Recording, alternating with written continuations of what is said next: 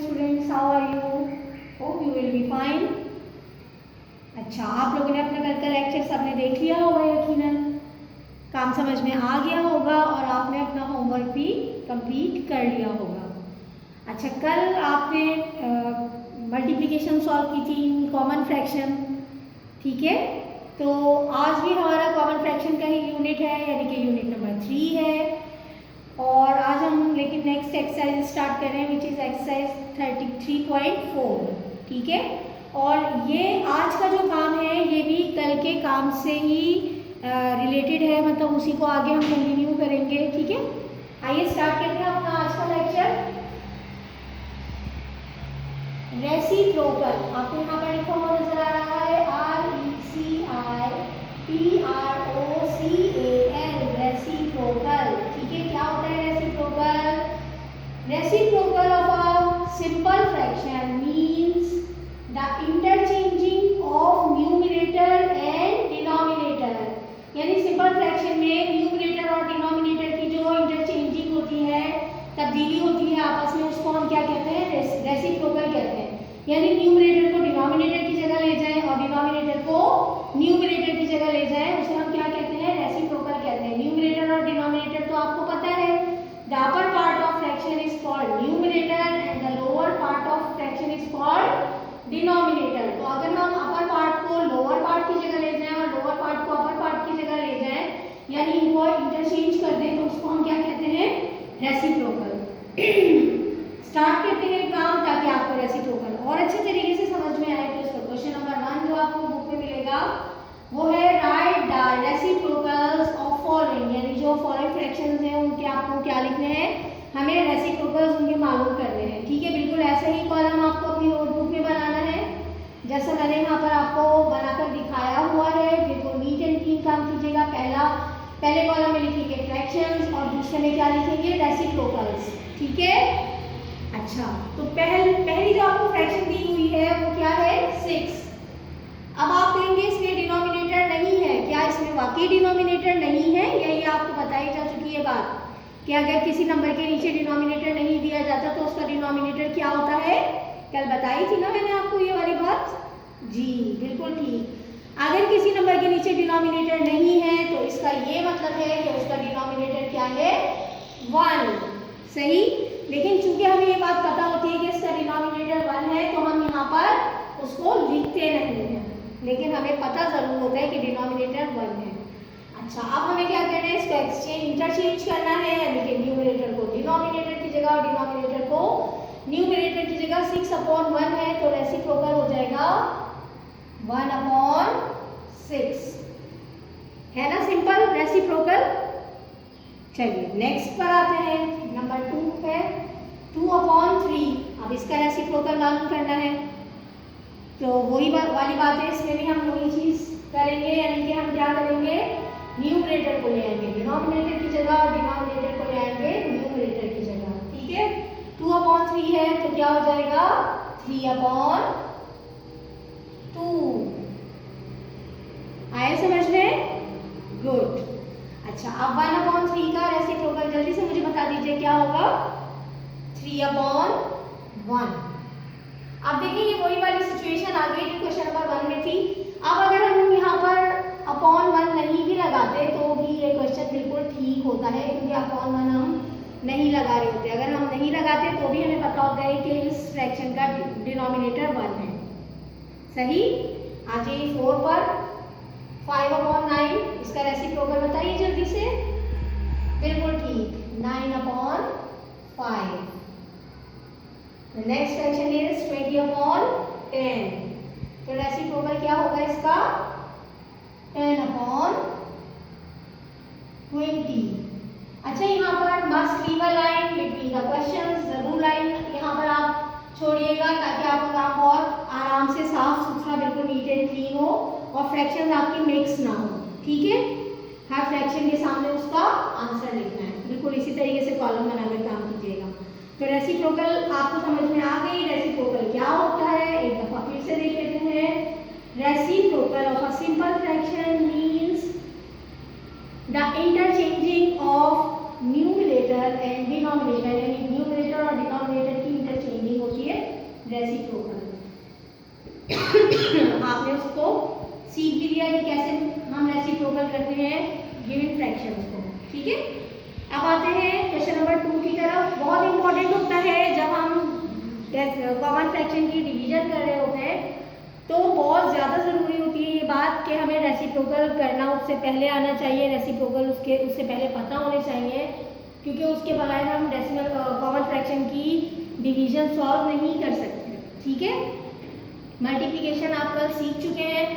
अब आज क्या है, यहाँ पर आपको साइन नजर आ रहा है, डिवीजन इन कॉमन फ्रैक्शन। ठीक है, एडिशन, सब्ट्रैक्शन और मल्टीप्लिकेशन, ये तीनों जो फंडामेंटल ऑपरेशन हैं इन कॉमन फ्रैक्शन वो हम कर चुके हैं। आज हम क्या कर रहे हैं, डिवीजन इन कॉमन फ्रैक्शन। ठीक है, कॉमन फ्रैक्शन में क्या कर रहे हैं, डिवीजन। अब क्या करना है हमें, सबसे पहले तो हमें इसका रेसिप्रोकल मालूम करना होगा। गिवन क्वेश्चन का रेसिप्रोकल मालूम करेंगे। ठीक है, सबसे पहले ये पहला स्टेप होता है जिसकी वजह से आपको क्वेश्चन पर आने से पहले मैंने रेसिप्रोकल समझाया है। तो इसलिए क्योंकि उस वक्त तक हम ये सॉल्व भी नहीं कर सकते डिवीजन इन कॉमन फ्रैक्शन जब तक कि हम रेसिप्रोकल ना करें गिवन क्वेश्चन को। सही, 22/66 डिवाइडेड बाय 88/132।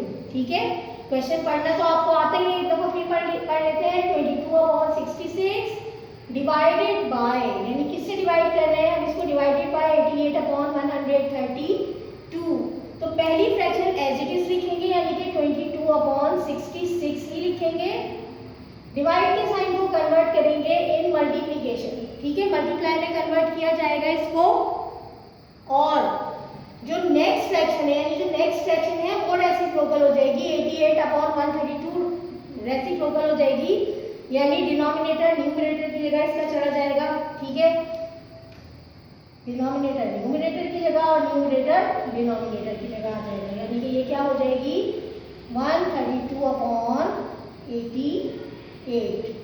बात समझ में आ रही है, पहली फ्रैक्शन एज इट इज रखी जाती है, डिवाइड की जगह मल्टीप्लाई का साइन लगाते हैं, और जो नेक्स्ट फ्रैक्शन होती है हमारे पास वो क्या हो जाती है, रेसिप्रोकल, यानी कि ये क्या हो जाएगी 132/88। अब इसको दोबारा से लिखेंगे, आपको पता है यहाँ पर मस्ट बी बनाए and right it again. Multiply का साइन जब आता है तभी हम इसको कैंसिल कर सकते हैं। अब देखिए ये वही वाली सूरत हाल आ गई, वही वाली क्वेश्चन आ गया जो हम कल कर चुके हैं। ठीक है, बिल्कुल कल की तरह ही सॉल्व करना है इसको, यानी कि हमें ये देखना है कि न्यूमरेटर डिनोमिनेटर से कैंसिल कौन कौन से हो रहे हैं। तो हम अगर पहला ही न्यूमरेटर देखें 22 और इसके नीचे हम डिनोमिनेटर देखते हैं 66। अच्छा, आप सिर्फ ये मत समझिएगा कि हम जब कैंसिल कर रहे होते हैं तो हम अपोजिट जो आमने सामने वाले न्यूमरेटर डिनोमिनेटर है उन्हें ही कैंसिल कर सकते हैं, हम ये ऊपर नीचे वाले न्यूमरेटर डिनोमिनेटर को भी कैंसिल कर सकते हैं। सही है, इसीलिए इस क्वेश्चन में मैं आपको बिल्कुल इसी तरीके से सॉल्व करके दिखाऊंगी। देखें, इसके यूनिट प्लेस पर 2 आ रहा है, उसके यूनिट प्लेस पर 6 आ रहा है, तो यानी 2 के टेबल से दोनों कैंसिल हो जाएंगे। ठीक है ना, 2 1 2, 2 1 2 और 2 3 6, 2 3 6, यानी हम ऊपर नीचे भी न्यूमरेटर डिनोमिनेटर को कैंसिल कर सकते हैं अगर वो एक टेबल में आ रहे हैं। सही, नेक्स्ट पर आते हैं 132/88, यानी कि ये भी देखें यूनिट प्लेस पर 2 आ रहा है और यूनिट प्लेस पर 8 आ रहा है, तो किसका टेबल लगाना है, हमें यहाँ पर भी 2 का टेबल लगाना है। ठीक है, 13 नहीं आता 2 के टेबल में, तो क्या आता है 12, कितने टाइम 6 टाइम्स, और 1 हमने 2 को दिया, 12 हो गए, तो 2 6 12 अगेन। ये तो अब आपको आ गया ना काम करके तरीका किस तरह से हम कैंसिल करते हैं, और 2 4 8 और 2 4 8। ठीक है, अब क्या करना है, इसको दोबारा से लिखना है। अब लिखेंगे 11/33, मल्टीप्लाई का साइन लगाएंगे 66/44। अब देखते हैं कि भाई इस टेबल में आ रहे हैं मजीद कैंसिल करने के लिए, तो देखिए यहाँ 11 है और यहाँ पर आपके पास क्या है 33, यानी कि 11 के टेबल से कैंसिल हो जाएंगे ये। ठीक है, 11 1 11 और 11 3 33 हो गया ना कैंसिल। अब यहाँ पर 6 आ रहा है और यहाँ पर 4 आ रहा है, तो हम यहाँ 2 के टेबल से भी इसको कैंसिल कर सकते हैं, लेकिन हम यहाँ इसको 11 से भी कैंसिल कर सकते हैं। मतलब कैंसिल करने के लिए ज़रूरी नहीं होता कि आप इसको सबसे स्मॉलेस्ट नंबर से कैंसिल करो, जैसे एलसीएम में हमने ये वाला काम किया था कि नहीं, हम सबसे पहले सबसे जो लीस्ट नंबर्स होते थे वो लगाते थे कैंसिल करने सॉल्व करने के लिए, लेकिन यहाँ पर ज़रूरी नहीं होता कि हम सबसे छोटे नंबर से कैंसिल करें। अगर मैं यहाँ 11 का टेबल भी लगाती हूँ तो वो ठीक होगा, सही। तो हम यहाँ 11 का टेबल लगा देते हैं। 11 के टेबल में 66 कितने टाइम्स आता है? 6 टाइम्स। और 44 कितने टाइम्स आता है? 4 टाइम्स। अब देखें यहाँ पर क्या है हमारे पास, यहाँ तो 1 आ गया न्यूमरेटर में, यानी ये खत्म हो गया। यहाँ पर क्या है? डिनोमिनेटर 3, न्यूमरेटर है 6 और डिनोमिनेटर है 4, यानी कि 3 और 6 अगेन कैंसिल हो सकते हैं, ठीक है।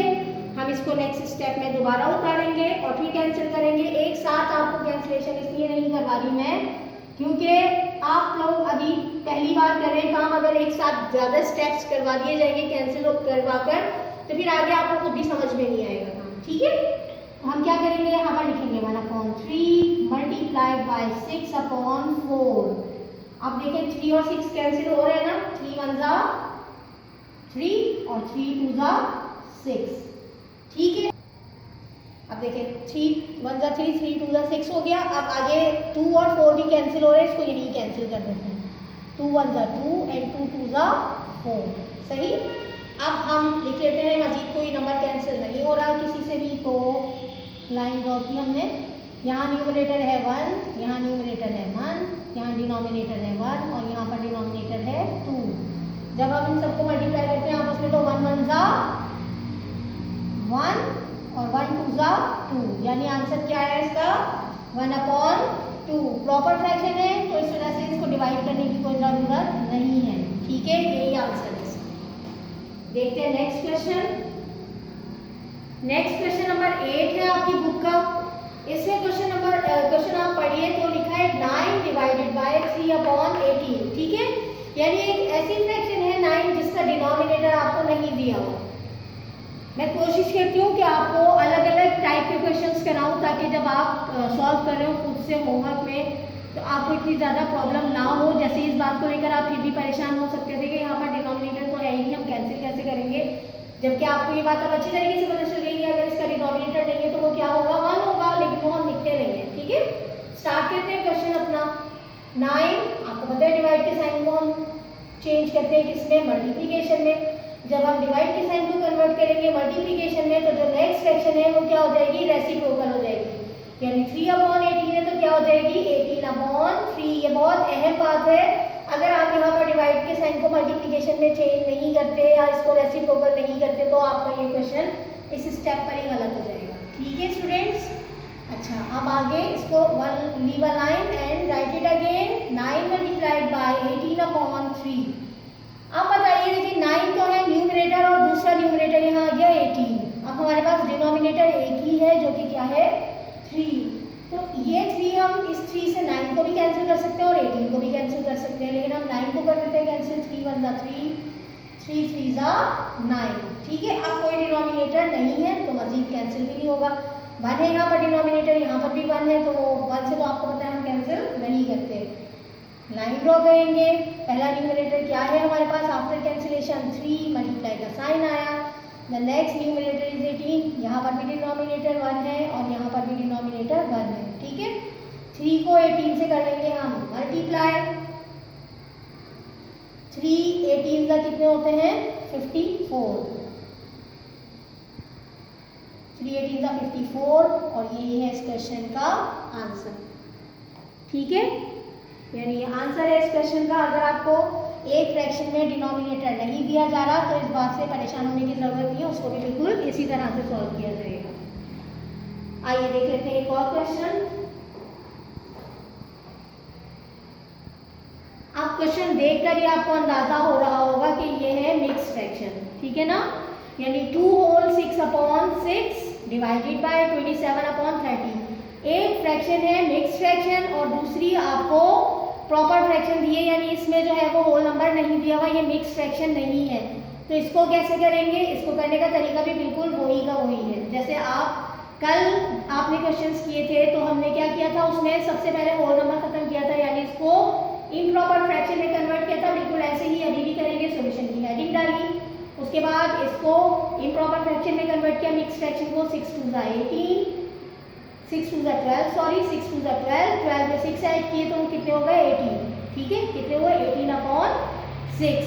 डिवाइड का साइन नहीं लगाया और 27/30 गया क्योंकि यहाँ पर कोई होल नंबर ही नहीं है जिसको हम कन्वर्ट करें। सही है, तो ये क्या हो गया 27/30। अब आप कहेंगे मैंने यहाँ पर इसको मल्टीप्लाई में कन्वर्ट करके रेसिप्रोकल क्यों नहीं किया, क्योंकि एक स्टेप में एक काम किया जाएगा। यहाँ पर हमने मिक्स फ्रैक्शन को इम्प्रॉपर फ्रैक्शन में कन्वर्ट किया, तो पहले स्टेप में सिर्फ यही काम किया जाएगा। सही, नेक्स्ट स्टेप में अब हम इसको रेसिप्रोकल करेंगे। देखिए 18/6 लिखा, डिवाइड कीजिएगा मल्टीप्लाई का साइन लगाकर, और 27/30 को रेसिप्रोकल किया तो वो कितने हो गए 30/27।